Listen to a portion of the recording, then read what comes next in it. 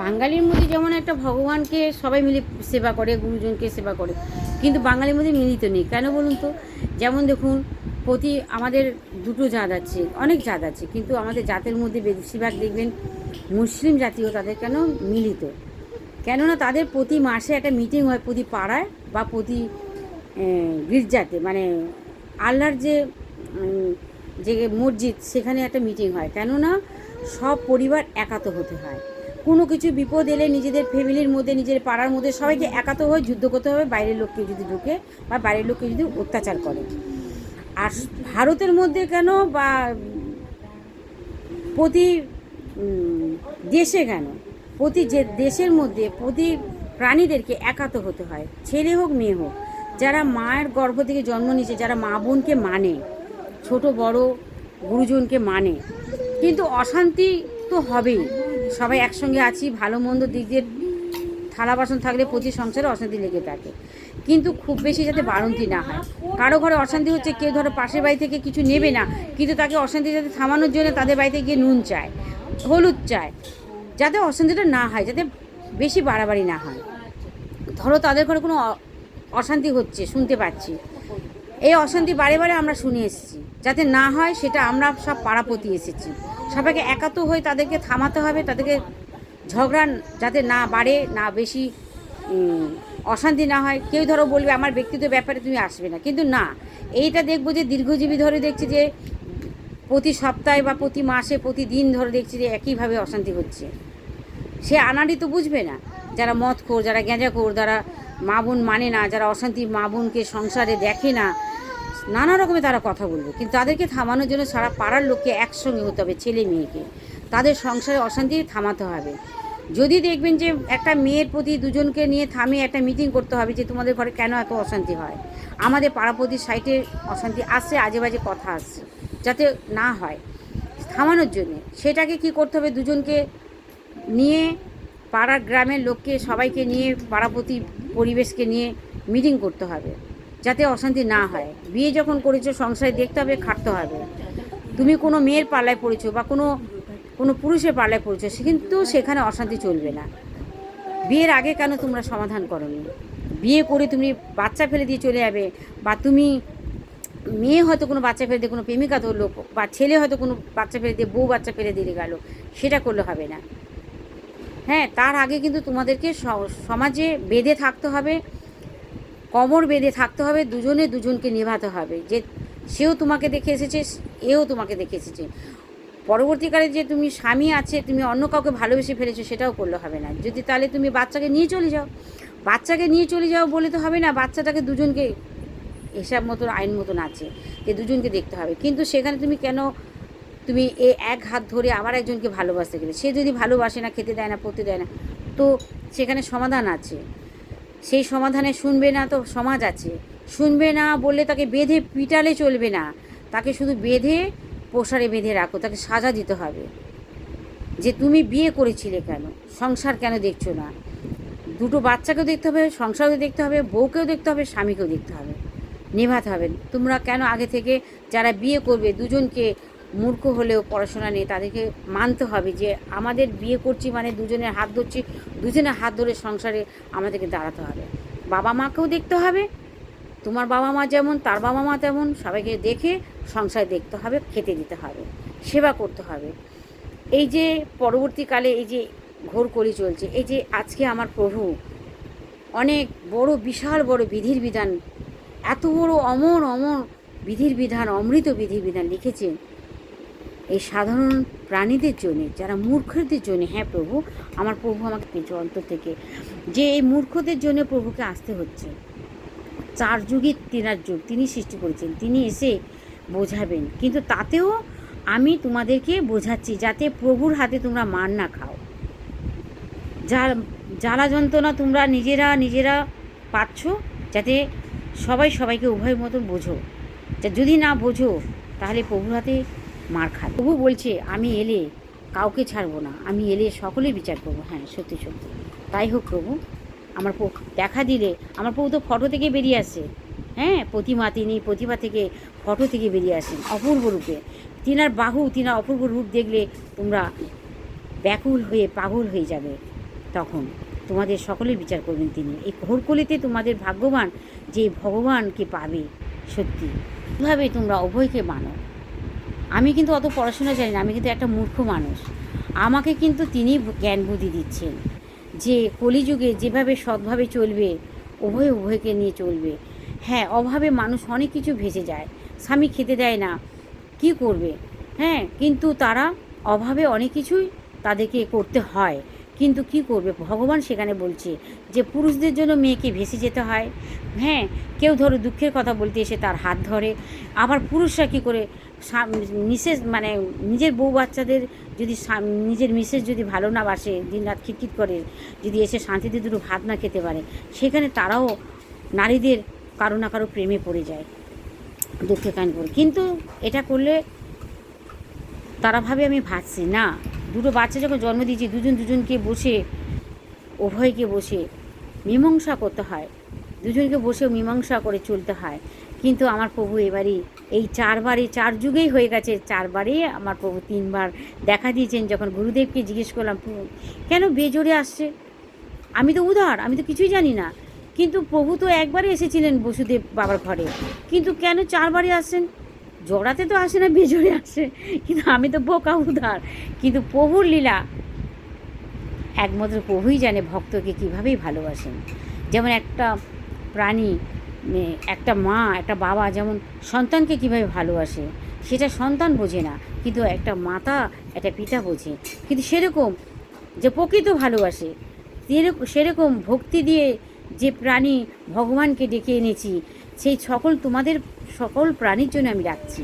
শুধু আমার জন্যে না, সকল প্রাণী, সকল মাতা পিতা, সকল সন্তানের জন্য ডাকছি, যাতে তোমরা কুপথে না যাও। হ্যাঁ প্রভু, যাতে তোমরা কুপথে না যাও, আমার নারায়ণ সত্যনারায়ণ, যাতে তোমরা কুপথে না যাও, যাতে তোমরা সবাইকে বোঝো, কষ্টটা বোঝো, সকলের কষ্টটা বোঝো। একটা মা সন্তানকে মানুষ বড় করিয়েছেন, সে লোকের বাড়ি কাজ করছে, তাকে খেতে দিচ্ছে না, পতি দিচ্ছে না, তিনি কোমর বেঁকে যাচ্ছে, হামাগুড়ি দিয়ে যাচ্ছেন, কষ্ট করে কোমর বেঁকে যাচ্ছেন, তিনি লোকের বাড়ি ঘর মুছতে, বাসন মাজতে। কিন্তু এগুলো যদি কর্মফলে করো বা কর্মফলে, হ্যাঁ প্রভু, হ্যাঁ হ্যাঁ তুমি এসে বিচার করবে। বলছে এটা কিন্তু সাধারণ প্রাণে গিয়ে শুধরালে হবে না। কারো কথা কেউ কারো মানছে না, কিন্তু আমাকে তোমরা ভয় পাবে না, কেন আমি সাধারণ ব্যক্তি, আমি ভগবান নয়। কিন্তু আমার ভগবান এই 4বারে যখন ধরা দেবে, তোমরা পালাবার পথ পাবে না। হ্যাঁ, আমার বলে দিচ্ছেন যে তোমরা পালাবার পথ পাবে না, কিন্তু তোমাদেরকে সবাইকে মানিয়ে নিয়ে চলতে হবে। আজকে যে মা বাবার কলঙ্ক হচ্ছে, লেখাপড়া করে দাঁড় করিয়ে একটা বড় বড় শিক্ষিত করে বড় বড় ডক্টর, বড় বড় উকিল, বড় বড় বিচারক বানাচ্ছেন কেন? যাতে মা বাবাকে বুড়ো বসে দুটো শান্তিতে খেতে দেবে, যাতে মা বোনকে নিয়ে চলবে, যাতে সবাইকে সম্মান দিয়ে চলবে। আজকে মা বাবার কত বড় বদনাম করছে নিজের সন্তানরা।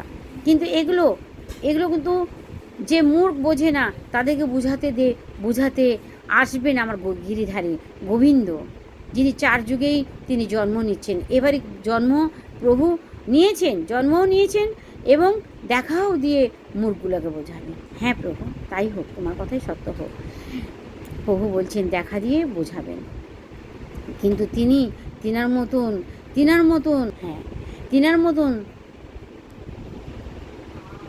উদার, কেউ নেই, তিনার মতন দিল কেউ নেই। তিনার যে দিল, তিনার যে মায়া মমতা, তিনি রূপ দেখেন না, তুমি হাফ প্যান্ট পরছো, জাঙ্গিয়া পরছো, কী পরছো তিনি দেখেন না। তুমি ল্যাংটা হয়ে দেখো না, সাধু সন্ন্যাসীরা দেখো না, নিজের শরীরকে ভগবানকে সঁপে দিয়েছে। প্রভু আদিম যুগে যেমন ছিলেন, জামা কাপড় ছিলেন না, তারা সন্তান নিয়ে, মা বাবাকে নিয়ে তিনি খেটে খেয়েছেন, খাননি? সেরকমই তিনি দেহ ত্যাগ করে দিয়েছেন, প্রভুর চরণে দিয়ে দিয়েছেন। প্রভু এই শরীর তোমার অর্পণ করে দিয়েছে, এই শরীর শুধু যেন তোমাকেই রাখতে পারি ভক্তি দিয়ে। হ্যাঁ প্রভু, হ্যাঁ প্রভু বলে দিচ্ছেন যে আমি যেন ভক্তি দিয়ে তোমাকে ডাকতে পারি। এই ভক্তি হলো সব থেকে বড় জিনিস। ভক্তি প্রেম, যেমন তুমি সন্তানকে, প্রেমিকাকে যেমন ভালোবাসছো, সেরকমই বউ বাচ্চাকে দেখছো, দিয়ে তোমরা ডাকো সবাইকে, সবাই মিলে গোবিন্দ গোবিন্দ, গীতা কৃষ্ণ আসো ধরতিতে, আমাদেরকে উদ্ধার করো। এর জন্য বলছি, সকল প্রতি প্রাণী, প্রতি পাড়ায় যেমন মিটিং হয়, সমাজ আছে, সেই প্রতি প্রাণীদের নিয়ে যেন সকল প্রাণীকে, যেমন একটা পার্টি আছে, পার্টি না থাকলে একটা সমাধান হয় না, থানা না থাকলে একটা সমাধান বিপদ আপদে দেখবে থানা আছে বলে, পার্টি আছে বলে সবাইকে ডাকে। যেমন একটা মন্ত্রী আছে বলে মন্ত্রীকে জানায় বিপদ আপদ, সেরকমই রক্ষক না থাকলে কোনোদিন প্রাণী বাঁচবে না। ভগবান বলছে আজকে আমি যদি না থাকি প্রাণী বাঁচবে না। সেরকমই তোমরা প্রতি পাড়ায় পাড়ায় একটা মিটিং বসাবে, যাতে কোনো পাড়াতে কোনো অশান্তি না হয় কারো ঘরে। টাকা পয়সা দিয়ে না, ভালোবাসা দিয়ে সমাধান করতে হয়, যাতে বাইরের লোক এসে না আমার পাড়াটাকে আঘাত দেয়, না বাইরে গিয়ে আমরা গিয়ে কোনো বেপাড়ায় গিয়ে না ঝগড়া অশান্তি করি। এইভাবে সবাইকে বাঁধিয়ে নিয়ে চলতে হবে, সবাইকে নিয়ে সম্মান দিয়ে চলতে হবে। এটাই বড় আনন্দ। দেখো না, সবাই মিলে একটা পাড়ার নিয়ে একটা পিকনিক করি, কত আনন্দ। তাহলে কি হয়, কোনো দেশ বিদেশে তাহলে কোনো নির্দয়া মূর্খ এসে কোনো নারীর প্রতি বলো, কোনো দুর্বল প্রাণীর প্রতি, নারী বলো পুরুষ বলো, দুর্বল তো হয় প্রাণী, যারা মা বোনকে নিয়ে নারী পুরুষ আছে, প্রত্যেকে সংসার করছে, সবাই তার মূর্খ হয় না, সবাই তার অমূর্খ হয় না। যারা মূর্খ হয় তারা কিন্তু মা বোনকে মানে না, তারা মা বোনই বদনাম করে। হ্যাঁ প্রভু, আমার গৃহধারী বলে দিচ্ছেন যে সবাইকে বেঁধে নিয়ে চলো, তাহলে কি কোনো দেশে, কোনো প্রাণী, কোনো গ্রামে, সমাজে প্রতি গ্রামের নাম আছে। সেইভাবে যদি মিটিং করে চলে তাহলে মূর্খ তৈরি হবে না। যদি কোনো খারাপ বন্ধুবান্ধবের সঙ্গে যদি সঙ্গ খারাপ হয়, সেখান থেকে বেরিয়ে আসবে, যে না আমার পাড়ার মধ্যে একটা মিটিং হয়, সমাজ আছে, সেখানে তাদের কথা নিয়ে আমার চলতে হবে। সেইভাবে যদি চলে তাহলে কোনো দেশে কোনো ঝগড়া অশান্তি থাকবে না। রাস্তাঘাটে যদি হয় কোনো বিপদ, মা বোন সবাই এগিয়ে যাবে। সেখানে মূর্খকে গণধোলাই করে মারো, গণধোলাই করে যদি হাজার ব্যক্তি মিলে যদি মারো, 100টা ব্যক্তি হয়ে 10টা ব্যক্তি হয়ে যদি মারো, মেরে ফেলে দাও সেই মূর্খকে। কোনো নারীর প্রতি বা কোনো অসহায় পুরুষের প্রতি যদি কোনো অসভ্য আচরণ হয়, তাদেরকে ধরে গণধোলাই করো, বাঁচিয়ে রেখো না। আর বাঁচিয়ে রাখাটা মানে তারা আবার কোনো কারোর প্রতি হ্যাঁ প্রভু, আমার প্রভু তাদের প্রতি অত্যাচার করতে শুরু করবে। কিন্তু তোমরা অস্ত্র নিতে হবে না। তোমরা যদি অস্ত্রের মতো হয়ে দাঁড়িয়ে থাকো, সকল ব্যক্তি আমার প্রভু বলে দিচ্ছে, প্রতি নিয়ে যদি চলো তোমরা সমাজটাকে, তখন ভগবান এসে খুশি হবে যে না, তোমাদের একটা বিচার নিয়ে চলছো, তোমরা গীতা নিয়ে চলছো। প্রতি পাড়ার 1000 জন আছে, 100 জন আছে, সবাইকে নিয়ে প্রতি সপ্তাহে করে কি প্রতিদিন রাত্রিবেলা করে যদি একটা 1 ঘন্টা না হোক 10 মিনিটের জন্য যদি সবাই একটা গীতা পড়ে যদি সবাইকে শোনাও, মূর্খ মানুষদেরকেও শোনাও, হ্যাঁ, মেয়ে ছেলে বলো বেটা ছেলে বলো, তারা এই গীতাটাই শুনবে। তখন গীতা শুনে সবাই উন্নতি করবে, জ্ঞান পাবে, তার সঙ্গে সত্যনারায়ণ থাকবে, যিনি শোনাচ্ছেন তিনিও থাকবেন। দেখেছো ব্রহ্মাদেবের সন্তান গীতা পড়ে সকল সন্ন্যাসীদের, সকল ভক্তদেরকে শোনাচ্ছেন, জ্ঞান দিচ্ছেন যে তোমরা আমার জ্ঞান নিয়ে চলো, তেবে তোমরা জ্ঞান প্রাপ্য হবে। হ্যাঁ, তেবে তোমরা ভগবানকে দেখা পাবে। শত্রুকে যদি তোমরা পথে ঘাটে বুদ্ধি জ্ঞান দাও, তাহলে সেও ভেসে যাবে না, তাহলে এই গণধোলাই হবে না, মা বোন প্রতি অত্যাচার করবে না। হ্যাঁ, এটা আমার গোবিন্দ বলে দিচ্ছেন। এইভাবে আমি একটা ভিডিও ছাড়লাম, কিন্তু আমি সাধারণ ব্যক্তি, আমি ভগবান নয়, আমি কিন্তু আমার প্রভুর তেমনি আমার নাচ এই কলিযুগে ধরা দেবে, যাদের সকল ভক্তকে উদ্ধার করে। আমি এই বলে সকল দেশ বিদেশে, আমি বাংলা জানি, আমি হিন্দি ঠিকমতো উচ্চারণ করতে পারি না, কিন্তু এই হিন্দি শুনে বুঝতে পারি। কিন্তু তোমাদের কাছে প্রার্থনা করি, তোমরা সকল গুরুদেব যখন দেখো না, গুরুদেব তার ভক্তদেরকে আকুল করে রাখে, এইভাবে তোমরা চলবে, তেবে তোমরা গুরুদেবকে সেবা করবে, তেবে তোমরা ভগবানই দেখা পাবে। এইভাবে মা বাবাকে সেবা করবে, সন্তানকে যেভাবে ভালোবাসো, বুকে আঁকড়াচ্ছ, তোমাকেও এইভাবে বুকে আঁকড়ে, আমার ছেলে হয়েছে রে, মেয়ে হয়েছে রে বলে বুকে আঁকড়ে তারা ছেলে মেয়ের মতন, তারা উপযুক্ত মতন সোজা পথের মতন মানুষ করে। তোমরা এরকম প্রতি পাড়ায় যখন একটা করে মন্দির বা ক্লাব আছে, সেই ক্লাবে সত্যনারায়ণকে রেখে দাও, শ্রীকৃষ্ণকে, তিনি শ্রীকৃষ্ণ সত্যনারায়ণ রেখে দাও, প্রতিমা ভাসাবে না।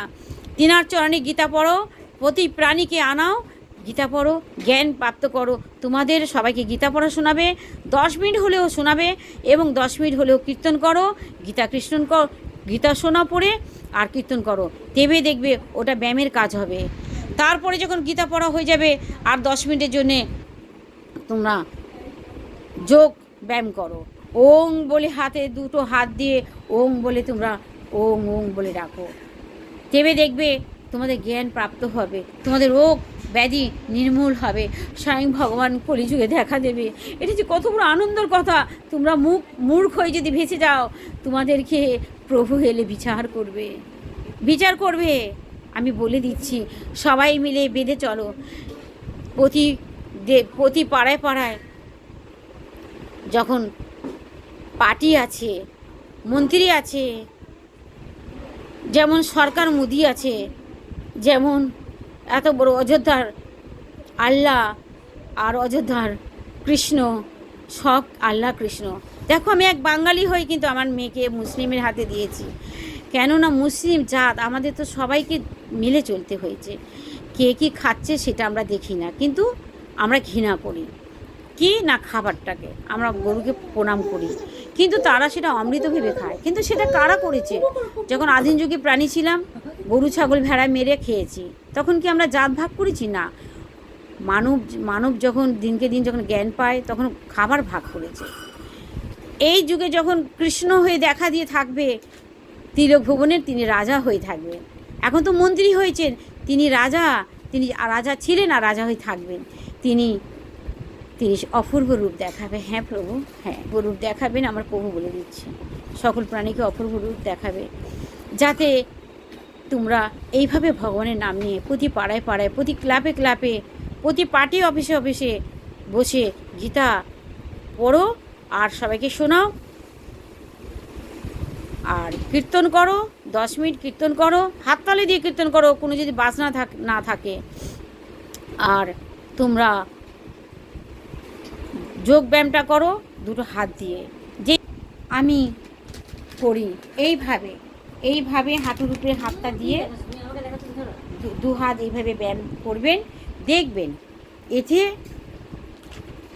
প্রতি প্রাণে এইভাবে যদি সপ্তাহে যদি প্রতিদিন যদি অফিস থেকে ফিরে এসে চা টিফিন খেয়ে যদি 9টা-10টার মধ্যে যখন ঘুমাতে যাবে, সব প্রাণী ঘর থেকে বেরিয়ে বউ বাচ্চাদের নিয়ে একটু যদি বসে যদি এইভাবে করে, মিটিং করে গীতা পাঠ শোনায়, 10 মিনিট গীতা পাঠ, 10 মিনিট কীর্তন, 10 মিনিট জ্ঞান মানে ব্যায়াম, যোগ ব্যায়াম করবে, তখন তো ভগবান আয়ুর্বেদী ছিলেন, ভগবানের আয়ুর্বেদী। ব্যায়াম যোগ ব্যায়ামটাও ভগবানের। এটা করলে রোগব্যাধি হবে না, মাথা শান্ত হবে। আর গীতা পড়ে শোনালে সকল প্রাণী খারাপ পথ থেকে সৎ পথে চলবে। কলিযুগে ভগবান শ্রীকৃষ্ণ নিজেই ধরা দিচ্ছেন, এই 4বারে ধরা দেবেন।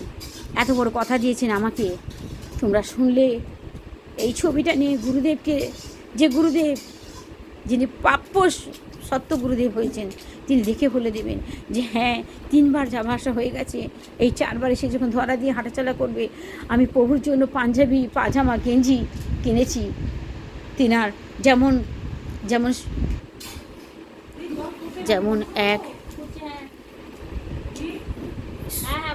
যেমন রাম আসবে বলে দরজার সামনে গাঁদা ফুল পেতে রাখতেন, ফল চেকে চেকে দেখতেন এই ফলটা মিষ্টি, আমার প্রভু এসে খাবেন।